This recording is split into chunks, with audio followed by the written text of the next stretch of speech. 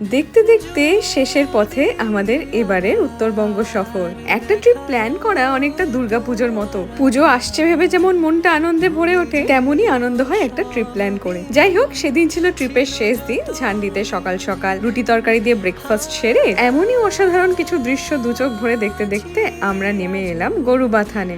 এখানে পাহাড়ের ঢালে চায়ের বাগান এমন ভাবে বিছানো, মনে হবে প্রকৃতি যেন নিজেকে একটা সবুজ কার্পেটে মুড়ে রেখেছে। এখানে ভিডিওগ্রাফি করতে গিয়ে বেশ অনেকটাই সময় চলে গিয়েছিল।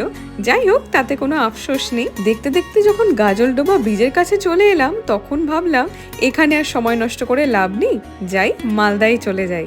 কালিম্পং থেকে মালদা যাওয়ার ভিডিও ইতিমধ্যেই আপলোড করা রয়েছে আমাদের অড কাপলের ইউটিউব চ্যানেলে। যারা ভিডিওটা এখনো দেখেনি তাদের কাছে অনুরোধ রইল, অবশ্যই ভিডিওটা দেখবেন, আশা করি খুব ভালো লাগবে। ফারাক্কা ব্যারেজের ওপর কখনো ট্রেন দেখতে পাইনি ঠিকই, কিন্তু এই দুটি ইঞ্জিন দেখে বেশ মজা পেয়েছি।